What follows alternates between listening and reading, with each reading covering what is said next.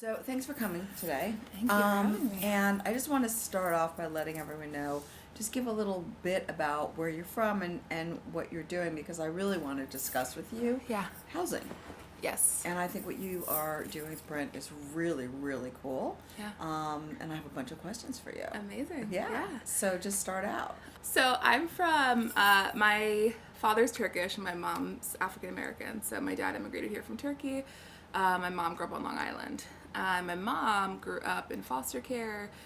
She was in and out of group homes. She emancipated herself at 16. Wow. She had 4 siblings who were also in and out of group homes, and kind of her and all of her siblings have had ramifications of just the traumatic experience that is going through the foster care system, housing instability. Amazing.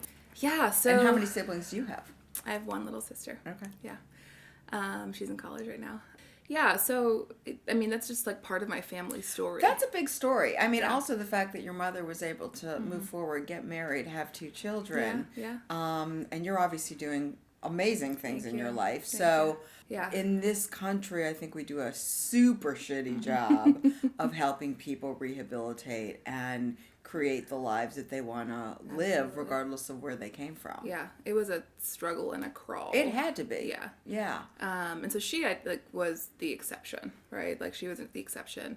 I don't have all this specific statistics, but a lot of our homeless population in the country are people who were in the foster care system. That's correct. And if you walk particularly around Los Angeles, in Venice, and you see all these young people, they literally are 18 and that's the end of the foster care system. Exactly. And no support structure. California, I don't get why we are not spending money as a federal government to help these people figure out how to move forward. I saw this movie at Sundance. This guy who was a total drug addict, fuck up, bad family situation, was thrown in jail. But it was such a pleasant jail. And when he got out, he was able to have a second life. Oh, okay. Because they were rehabilitating. It's just he would sleep in a nice bed. It's why can't we do that? Yeah. Because a lot of times, people are. I think that there's maybe this small percentage of people that are inclined to do negative things. Agreed. But I think for the most part, people are trying to survive. I agree. People are in jail because they stole something, because they're trying to eat, or they're trying to feed their children, or people use drugs because they're trying to escape the fact that they're sleeping on the street when it's negative degrees out, right? I totally agree. And then once you get in the system, then it makes it even harder to get out, and it's just this vicious cycle. It is a vicious cycle. Yeah, could you imagine if all those people were given the ability to break that cycle, what it would do for our economy? Oh, absolutely. Yeah, Absolutely. it makes 0 sense. Yeah. So anyway, were you raised in Long Island?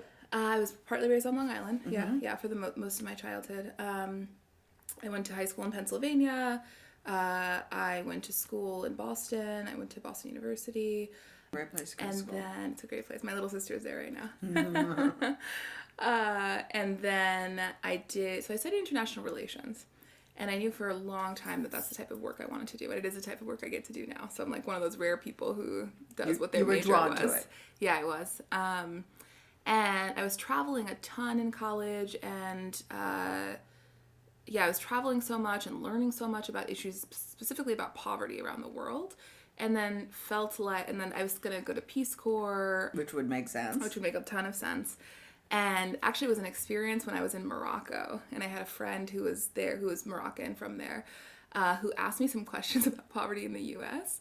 And he was like, you know more about issues in my country than you do in your own country. And I was like, that's 100% true. And there's a lot of issues. We just talked about some of them in the U.S., issues. Right? There's tremendous housing issues in this country. That's right. So instead of doing Peace Corps, I did Teach for America. So then I taught in Anacostia in Southeast DC. I taught 6th grade, which is a wild time. That for is a young wild people. area, yes. So kind of tying back to housing, what I saw, I learned a tremendous amount. I can't recommend Teach for America enough, but one thing that struck me, and it just reminded me of my mother's experience and my aunts and uncles' experience, is somewhere around 1/3 of my kids were homeless. My students were homeless for either all or part of the year. Yeah. And as kind of being frontline, seeing them every single day, you just saw this decline. Like, you saw physical health impacts, you saw mental health impacts. Food. You saw, food insecurity. Sleeping issues. Absolutely. Parents, like inability to keep jobs or to get jobs, because if you're staying 10 miles away from the school one night because you're staying with a cousin, and then you're staying 50, 60 miles away from school and your job another night, like it's just very difficult to have any sort of routine and any sort of normalcy. Yeah, and kids need routine. Exactly. Yeah, so those two things were in the back of my mind. And then my mother passed away. And thank you. I became my sister's guardian. She was 13 at the time. I was 23. That's a huge responsibility. It is. Yeah, it was. Did you know that you were in the legal documents for that? We kind of, my mom had cancer, and so we had some months to talk about it. That's good. And because that would be strikingly like, oh my God, right. Yeah. And we did have family support, but definitely the emotional, like the parent, the parent, the person guiding her. So because of that, I felt like I couldn't stay in the social impact space. I needed to make sure that I had, as much financial security as I could, because it wasn't just me, right? Right, which is unfortunately in that space you're not paid for the incredible impact that you do. That's right. Yeah. It's very true. It's another conversation it's a huge other It's something I feel conversation, very for passionate sure. about. That, we need to acquire the best talent if we're trying to solve the world's biggest problems. And this is the sector that is trying to solve the biggest problems. I agree. And we underpay tremendously, and we lose people. It almost lost me, right, in the space, because I needed to support this, 13-year-old. So I took a for-profit job in supply chain logistics, moved to Atlanta, did that for about a year and a half, and learned a lot. I think I was meant to be there for a reason, earned a lot. So it served its purpose, but just like the itch and the call to do impact-minded work is what you cared did about. not go away. Yeah. And so I was like, I've just got to find a way to dip my toes back in. So I joined a board addressing homelessness in Atlanta. And then I was just trying to meet people who were in that space, social entrepreneurs, people who just cared about the issues in Atlanta and more globally. I went to a social entrepreneurship like dinner meetup kind of thing. It was organized by my co-founder, Matthew, who I did not know at the time. And someone who was there sharing an idea that he had was Brett, who is my other co-founder. And literally 3 strangers met that night. And went down a path together. Amazing. Amazing. That's right. So, what you're doing is great. You're basically creating 3D homes for people in a global areas. The ones that I saw that I thought were phenomenal were the ones in Mexico, was it? Yep. Where, these people are living in squalor, never had their own bathroom, and all of a sudden they have, a roof over their heads. The houses aren't huge, but they create a community for them and a place to put their head and feeling like they're safe. Yes. And what is the cost of these houses to make?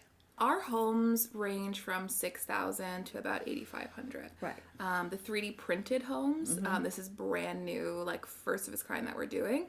We're actually printing the first community ever right now. So we don't know the final price tag of that, but what we are striving toward is using 3D printing to get home costs lower. Of course. So we want to get it within that range or even lower, that $6,000 to $8,500 range, because I really think, given this past 5 years of doing this work, when you get homes that are under $10,000, under $8,000 US dollars, that's when you open up housing access and opportunity for the bottom billion, the people who have no financing options and no opportunities for homes. I mean, the one thing about 3D printing is the biggest cost, really, in many ways, is the electricity that you're using to get this done. And I'm sure you're factoring that in the cost. Who is paying for these homes? The one thing that I asked Brett this a while ago, which is when I first met him, why is this a nonprofit? Why didn't you make this a profit business with a Tom's model? So basically, governments have the primary responsibility for providing homes for people who are in the lowest income brackets. Okay. So there are actually a number of nonprofits. Kiva works on it a little bit. Habitat for Humanity works on it a little bit. or a lot. A lot. They do a lot, There yeah. are versions of Habitat that are big players in respective countries. One of our partners is HLA. They've been around for 30 years, building thousands of homes per year in Mexico. Okay. So all of them are, their primary programmatic focus is basically doing like social loans where they still are charging interest. And so you can deal with families who are living in poverty and charge them some interest and either kind of be a for-profit or B Corp or like a social enterprise. Okay. But what I found is that no one has been able to crack doing that for the people who are at the lowest. Or the lowest the people level. living on like $1, $2, $3 per day. And those governments wouldn't make sense to make the investment to give all these people homes versus the problems they have where they show up at the hospital and they're sick, or they're wheeled off to jail because they're being bad, or whatever it is. Is anyone showing those numbers to governments? So we've had quite a lot of success working with government. So the way that we fund it is kind of like a pie chart where the government is providing something like a big chunk. And because, as we grow and mature, we're able to get governments to do more and more. Okay. And then families do pay back a portion of the home cost. In some areas, they're paying back the full home cost. We don't charge interest because we don't want to put families who are in deep poverty into debt. But they are paying back 50% or more of the home.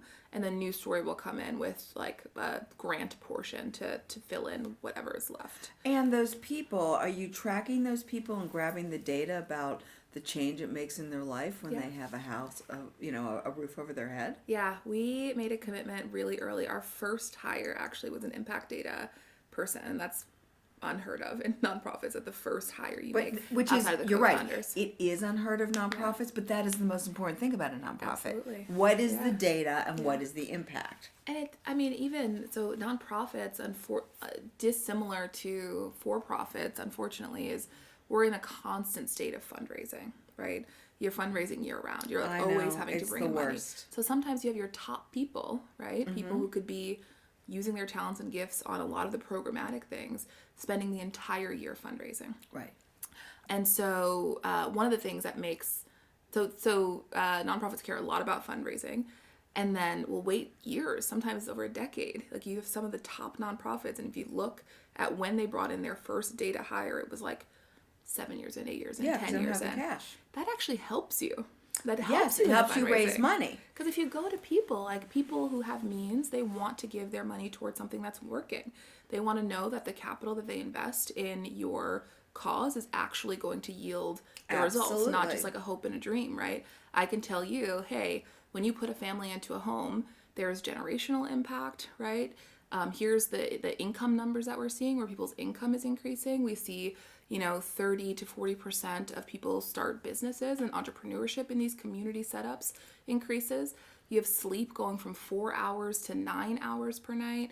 You have a lot of short-term implications like increased attendance, people's like rashes and physical illnesses. Oh like yeah, from living outside. Yeah, exactly. So if you're able to, I think in the lifespan of a social impact company, of a nonprofit, in the beginning, you do need to sell kind of like the story. Yeah, the dream. And the dream, right? But after a while, after year 3 or 4, you need to show that you had impact. So that's interesting. You're essentially creating these communities. Do you have a social worker that is visiting these homes on it as well? Yeah. Like, there has to be a support system to help people.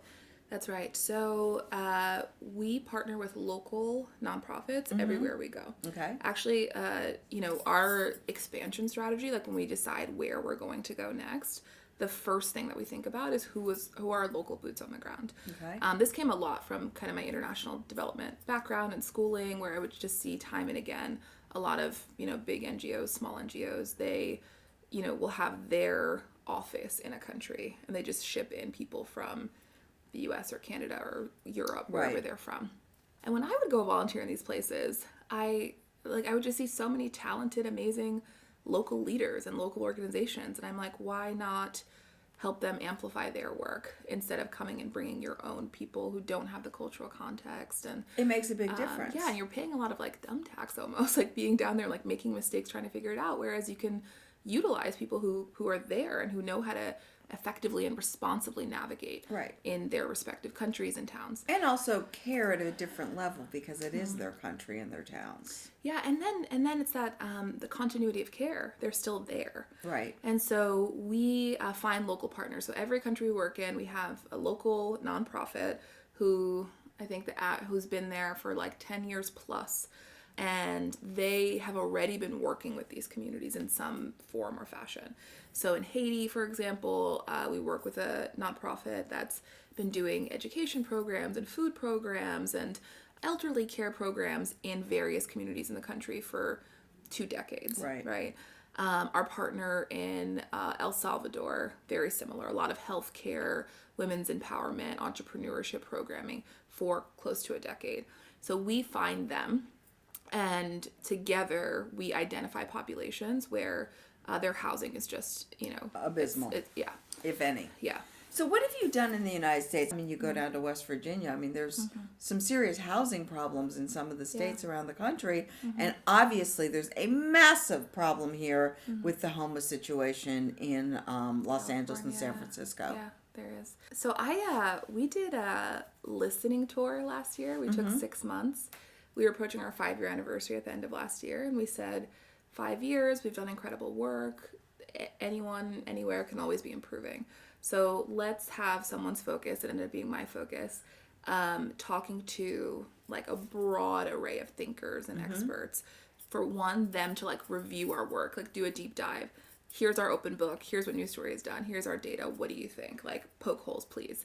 And then share some of the ideas that we had for the next 5 years and have them give their input. So we talked to like politicians, leaders in countries that we work in. We talked to people who have lived in our homes for multiple years. Right. We've talked to real estate developers around the world. We talked to like housing finance experts, like just the gamut. And I just learned so our focus is international, but of course I live here, so I care. And this listening tour included a lot of people who focus on housing in the US as well. And I'm by no means an expert, but some of the interesting things that I learned from this listening tour were, one, like developers are building a lot of like very expensive housing units that are empty. Yes. So I heard that in New York, there was this developer that told me that in New York, we actually have thousands upon thousands of vacant units, but they're luxury units. And so real estate developers were building them for like Russian oligarchy and for the like nouveau riche in China. And then those economies kind of didn't, they've kind of gone on a slight downturn. And now those prices are dropping. Yeah, and they're empty when you have people sleeping on the streets, right? Yes, so like it's a huge it's problem. not like there are vacancies. And then in Boston, a developer told me, and whatever your opinion is, he's just like, if we don't have government subsidies, like it costs almost the same to build an affordable unit. And I mean, almost the same for him, probably is within a range of like $100,000 or something like that. But to build an affordable housing unit and a luxury housing unit, he's like, at the end of the day, you still have to do the same insulation. You have to still do like the same structural engineering for it. Like the fixtures and all of that, like the thing that makes it more luxury on the inside, that stuff's like cake. But it's still hundreds of thousands of dollars of base price to do an affordable housing unit and a luxury housing unit. So he is actually someone who really cares about affordable housing and wants to do it and is constantly petitioning the government to give subsidies. But he's just like, when you have, particularly in the U.S., the labor costs are very high. They are. And they should be. And he's like, for a union carpenter, he's like, I'm paying $150 an hour for a union carpenter. Which so is how what can I like create about an the affordable 3D home? printing. Yeah. Yeah, so full circle. It changes everything. Yeah. We... How long does it take to print one? Under a day. Think about that. Yeah. Right? I mean, you could essentially print 365 houses a year, but more equipment, more printing, I'm assuming different housing. Yeah. And that really does change the playing field because how much labor do you need to then install that house? So basically the wall structure, which traditionally is a very kind of labor heavy, you have masons like putting the bricks or the cement block together. Structure engineers. It's near, you have 1 to 3 people, 3 now would probably go down to 1 operating the machine. but the machine is doing the entire wall structure. Incredible. And then right now you still have people who come in. We still hire local people to do like plumbing and electricity and windows and doors and stuff like that. So that takes maybe like less than a week. Right, but the structure is physically done, right? So you're Correct. then hiring subs to complete the job. To do the completion and the fixtures and furnishings and stuff like that. So how many homes have you provided so far over the past 5 years? At the end of this year, so close to 3,000, and at the end of this year it'll be close to 4,000. That's incredible. Yeah, we're very proud of that work. As you should be. Yeah. Because the impact is just tremendous. Yeah. And so something I learned in this process, I mean, I'm not an architect, I'm not an engineer, like that was not my background, right? I cared a lot about people living in poverty and why that was, and I, very much believe in this world where, like, we just have a, society now where there's just a lot of means, and there will always be income inequity, and that's not my fight. I just think that everyone can have their basic needs met, right? Food, water, shelter. There will always, I think, be income inequity, but everyone in this moment in time can have food, water, and shelter. I completely agree with you. I mean, I do not understand, not naive, but I don't understand why anyone cares how anyone doesn't look like them. Yeah. Why everyone can't do their own thing. Why there is prejudice. Yeah.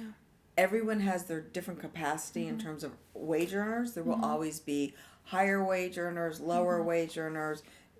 Where you come from, equality is about as good as when you come out of the womb, already you're not equal, right? Look at your mother, right? Just as smart as the person in the room next door who was, born to a family that's extremely well off, and she had this path that she had no choice in. And so if everyone has a home over their head, and they have food on the table, and they have an opportunity for education and a job. That's right. I mean, why wouldn't we want to give that to everybody? Because that provides the foundation for everyone to reach their potential. Yes. And that's better. That's good for society. I think it's good for society. Yeah. You don't want some brilliant kid because he was born in a slum in Nairobi, right? Like, you don't want him to not be someone who uses that brain to create a cure for X, right? Completely. Like, it's not good for society. Like, it's negatively impacting us all. Yes. That we're not putting people in a position where every individual can have the opportunity to. Now, everyone won't take that opportunity, but has the opportunity to reach their potential. And if you're malnourished, if you're getting waterborne diseases because you're drinking out of a contaminated river, if you are sleeping on the ground or on a dirt floor and getting parasitic worms, learning anything. How? Yeah. I mean, it wouldn't take much for someone to spend some time doing the numbers. I mean, you look at California as a perfect example. Yeah. You're up in San Francisco. I'm in LA right now. And you look at these people on the street. As we said, many of them are coming out of foster care system. Yeah. Some are crazy. I mean, but there's 60,000 people living here on the streets.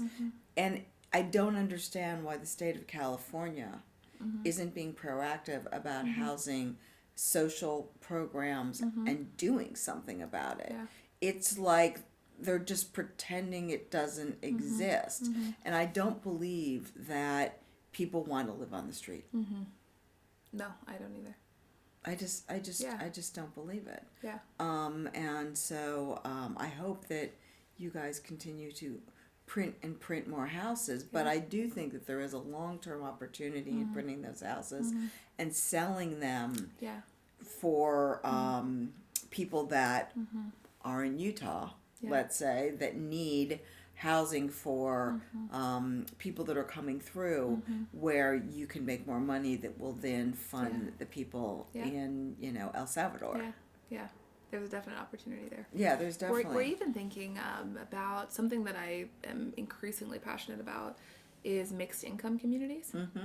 And so a lot of times when housing developments are done, when you think of like the projects, right?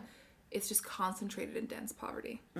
And so you have a concentration of poverty. Oftentimes because of that, there is a lack of resources within and around that community. And when you do mixed income communities, so let's say middle class and people who are lower income together, there's just radical benefits for everyone who's for living everyone. there. Everyone rises up. So I could see a potential future where if we're doing communities and you have, middle or somewhat slightly higher income people who are, paying and then like subsidizing. Yeah, I mean, they're in the Bronx, which is now like the latest and greatest where people are starting to develop, and God knows who bought all this stuff, is that, the concern is, and I've just talking to some politicians in New York, is that that's going to become like this just high-end mecca. Really? And why aren't they giving opportunities to create this, mixed income? I mean, where do they think the teachers are living? Where do they think the police officers are working? And Generation Z is interested in doing what they want to do for their own potential. It's not so much about making a ton of money. Yeah. It's about what they really want to do. And I think that they should be thinking about the future in those type of mixed urban housing areas. Yeah, when your teachers and your police officers and your mailmen and when they can't live in penthouses in New York. Yeah, then they have super long commutes and like it's not.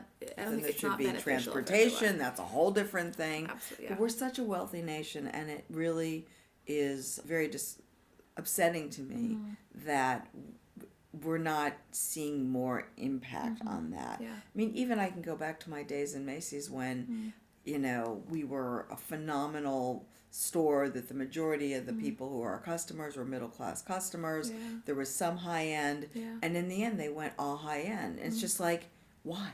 Yeah. Why does everyone have to go up? Why can't we just serve the majority of our country? Yeah. I would hope that the impact that you're making, that we'll see more impact being made. Yeah. Just an interesting example. There's this part of the listening tour too. There's this guy who's like, because you mentioned real estate development areas kind of going luxury. There's this like saint of a guy named Bob Lupton who's in Atlanta, and he wrote a book called Toxic Charity that we read. So I went and visited him and chatted with him, and what he does is he's kind of developed some real estate developer friends, and obviously he's like from that area, so he sees trends and he starts to kind of like speculate and say, I think that this area or these few areas are going to be up and coming, right? So in Atlanta, maybe it's because like the belt line is coming around, right? You can kind of spot and for sure and guess. So what he'll do is two things. He'll go in and these are areas that are like not very great right now, like people don't really want to go. And he'll bring in a supermarket, he'll bring in like a really nice coffee shop so that there's like community congregation and convening spaces, and it starts to feel like a nicer area and place. Maybe he'll put a restaurant. And alongside that, or a little bit before that, he goes and he buys up a bunch of land there. And so he actually wants the gentrification to happen, but that's, in his eyes, the bringing in of resources. So if a real estate developer is going to come in and they're going to bring in a bigger supermarket so there isn't a food desert, they're going to bring in a bunch of stores so that there's job opportunities. So he wants them to come in. But then the problem with gentrification is when a bunch of people now come and then the existing population is displaced. Screwed. But he just bought a bunch of land. So then he builds affordable housing on all of that land that he got at rock bottom prices. And he'll do a bit of a mixed income, so he gets the money back, and then like a lot of the population gets to stay there, right? And like they are now able to take advantage of the opportunities that those larger real estate developers brought in. That's very cool. Interesting well, they're kind of doing that in Detroit. Are they? And I spoke to some developers when I was in Detroit about 4 years ago, and then I went back 2 years ago. Not even, I was back there this fall, and it's like everyone's watching, right? Because you don't want to displace these communities that have been here, that have been screwed from the banks in terms of their mortgages, that have, do have houses over their heads, that are falling apart, and their kids are hopefully coming back and getting jobs there. And you don't want to see all of a sudden Detroit become this, wealthy only community. I mean, we should be supporting that was there originally and making it better for everybody. And that's the thing, wealthy only, right? There's so much beauty when everyone like can coexist. I completely agree. And we just had like when we economically segregate ourselves, it just unfortunately there's a lot of people in the country who are supporting that. Yeah. But I guess they want to live behind gated communities. I don't really understand. Yeah. You're seeing that in Venezuela. Mm-hmm. Yeah, I don't understand that kind of mentality. And I feel that, particularly in the United States, that's what we should not be about. Yeah. There was something, I'm going to halfway remember this story, but it was impactful. I think it was a friend who had said, like a really smart friend who said, desegregation was the worst thing to happen to the Black community. And it's like when you hear that at first, you're like, that makes no sense. Of course desegregation is, important. So obviously that's like a statement that causes you to like double click and want to understand more. And obviously desegregation is a great thing that happened in our country. But what he meant was, and I agree, is when we were segregated, Black people, I'm half Black people were all in their segregated communities. And so within the Black community, you have everything. You have doctors, you have pastors, you have lawyers eventually, you have teachers, right? Everyone was living together. And so if you were a lower income family and your neighbor on one side is a doctor and your neighbor on the other side is a teacher, right? You're able to like learn from those families, your neighbors, your community. Everyone's taking care of each other. There's just like this community responsibility. And then all of a sudden, when you desegregated, it led to, there was it was upper mobility for Black people. Exactly. That in many ways were not embraced in the white community, which is unfortunate. And even when they weren't, though, it felt like status and privilege and the dream to be like the successful Black person who could then go to the white school, who could then the private school, who could live in the white gated community. And so that became a status symbol and that became success. Like I can achieve and go where I once was uninvited and unable to go. And then you left, a huge congregation of low-income people in one place. And then, of course, because these people are Black and because they're poor, the resources for them would, completely deteriorate. Right. And so, like, that's just one of many examples where that economic segregation is just not, it's not good. No, it is not good. And it's, I feel our country is on a cusp and we need to figure out how to have more equality, more income equality, and everybody should have a roof over their head. Absolutely. Yeah. Absolutely. Well, thank you so much for coming today. I really love what you guys are doing. I think it's fantastic. Oh, I really appreciate it. Well, we are a very young, ambitious team. Which is a good thing. The 3D printer, it happened in within a year of having the idea, and so there's a lot more to come. We want to decrease cost, increase speed, improve quality, and work towards a future where everyone can have a home because we think it's a human right. All right. Thank you. Thank you.